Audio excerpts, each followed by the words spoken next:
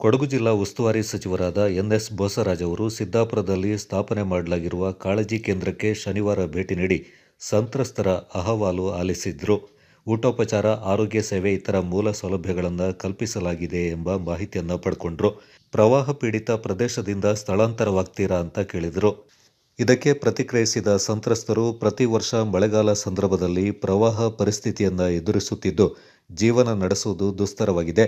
ಬದುಕು ಕಟ್ಟಿಕೊಳ್ಳಲು ತುಂಬಾ ತೊಂದರೆಯಾಗಿದೆ. ಆದ್ದರಿಂದ ನಿವೇಶನ ಒದಗಿಸಿ ಸ್ಥಳಾಂತರಿಸುವಂತೆ ಕೋರಿದ್ರು. ಈ ಸಂದರ್ಭ ಮನೋರಂಜನೆಗಾಗಿ ಟಿವಿ, ಆರೋಗ್ಯ ಸೇವೆ, ಇತರೆ ಸೌಲಭ್ಯಗಳನ್ನು ಕಲ್ಪಿಸುವಂತೆ ಅಧಿಕಾರಿಗಳಿಗೆ ಸಚಿವರು ಸೂಚನೆ ನೀಡಿದರು. ಯಾವುದೇ ರೀತಿಯ ತೊಂದರೆಯಾಗದಂತೆ ಗಮನ ಹರಿಸುವಂತೆ ತಹಶೀಲ್ದಾರ್ ಅವರಿಗೆ ಸೂಚನೆ ನೀಡಿದರು.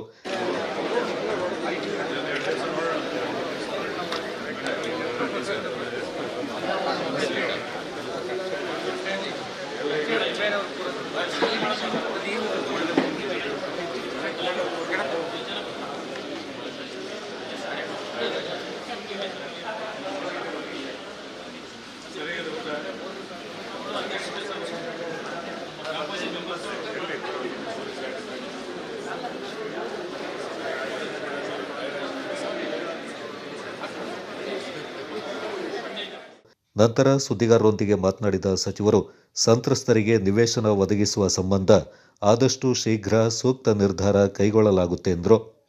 ಹಾಗಾಗಿ ಈಗಾಗಲೇ ನಮ್ಮ ಶಾಸಕರು ಪೊನ್ನನವರು ಮತ್ತು ಆ ಭಾಗದಲ್ಲಿ ಡಾಕ್ಟರ್ ಮಂತ್ರಗೌಡರು ಅವರಿಗಾಗಲೇ ಎಲ್ಲ ಪ್ರದೇಶಗಳನ್ನು ಮಾಹಿತಿ ಪಡೆದಿದ್ದಾರೆ. ಇದ್ರ ಜೊತೆಯಲ್ಲಿ ನಮ್ಮದು ವಿಧಾನಮಂಡಲ ನಡೀತಾ ಇದೆ, 2 ಸದನಗಳು.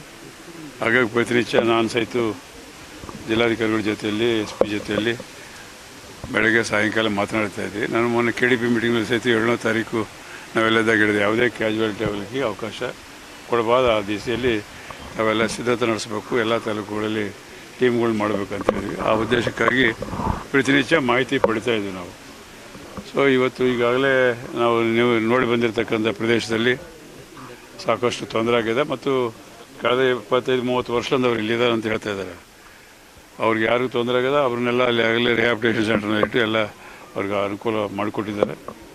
ಮತ್ತು ಬರುವಂಥ ದಿನಗಳಲ್ಲಿ ಈ ರೀತಿ ಪುನರಾವರ್ತ ಆಗಬಾರ್ದು ಎಂಬ ಉದ್ದೇಶಕ್ಕಾಗಿ ಈಗಾಗಲೇ ಶಾಸಕರು ಒಂದು ಜಾಗ ಐಡೆಂಟಿಫೈ ಮಾಡಿ ಏನು ಪ್ರಪೋಸಲ್ ಹೋಗಿದೆ ಅದನ್ನು ಆದಷ್ಟು ತೀವ್ರವಾಗಿ ಅವರಿಗೆ ಆ ಜಾಗ ಸರ್ಕಾರದಿಂದ ಖರೀದಿ ಮಾಡಿ ಅದನ್ನು ಲೇಔಟ್ ಮಾಡಿ ಅವ್ರಿಗೆ ಬೇಕಾಗಿರ್ತಕ್ಕಂಥ ಸೌಲಭ್ಯಗಳನ್ನು ಒದಗಿಸಿ ಅವ್ರಿಗೆ ಹಕ್ಕುಪತ್ರ ಕೊಡಿಸಬೇಕೆಂಬುದು ಅವರ ಉದ್ದೇಶ ಇದೆ. ಮುಖ್ಯಮಂತ್ರಿ ಅವರ ಕಾನೂನು ಸಲಹೆಗಾರರು ಹಾಗೂ ವಿರಾಜಪೇಟೆ ಶಾಸಕರಾದ ಎಸ್ ಪೊನ್ನಣ್ಣ ಅವರು ಗೋಣಿಕೊಪ್ಪಲು, ಕೀರೆಹೊಳೆ, ಬಾಳೆಲೆ, ಹುದಿಕೇರಿ, ಟಿ ಶೆಟ್ಟಿಗೇರಿ, ಶ್ರೀಮಂಗಲ ಕಾಳಜಿ ಕೇಂದ್ರಕ್ಕೆ ಭೇಟಿ ನೀಡಿ ವೀಕ್ಷಣೆ ಮಾಡಿದರು.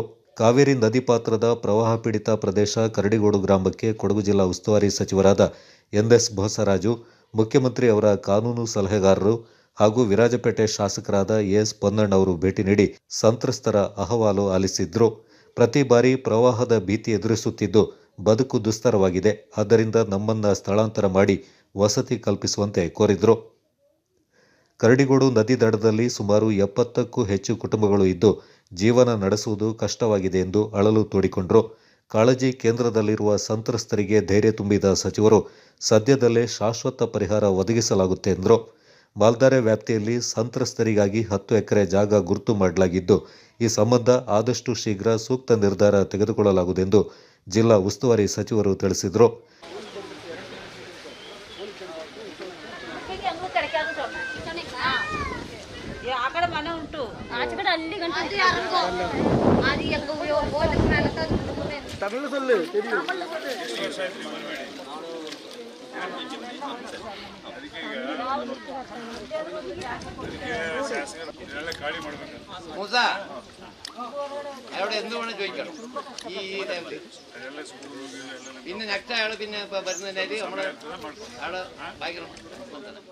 ಜಿಲ್ಲಾಧಿಕಾರಿ ವೆಂಕಟರಾಜ, ಜಿಲ್ಲಾ ಪೊಲೀಸ್ ವರಿಷ್ಠಾಧಿಕಾರಿ ಕೆ ರಾಮರಾಜನ್, ಜಿಲ್ಲಾ ಪಂಚಾಯತ್ ಸಿಇಒ ಆನಂದ್ ಪ್ರಕಾಶ್ ಮೀನಾ, ತಹಶೀಲ್ದಾರ್ ರಾಮಚಂದ್ರ, ಗ್ಯಾರಂಟಿ ಯೋಜನೆಗಳ ಜಿಲ್ಲಾ ಅನುಷ್ಠಾನ ಸಮಿತಿ ಅಧ್ಯಕ್ಷರಾದ ಧರ್ಮಜ ಉತ್ತಪ್ಪ ಮತ್ತಿತರರು ಪಾಲ್ಗೊಂಡಿದ್ದರು.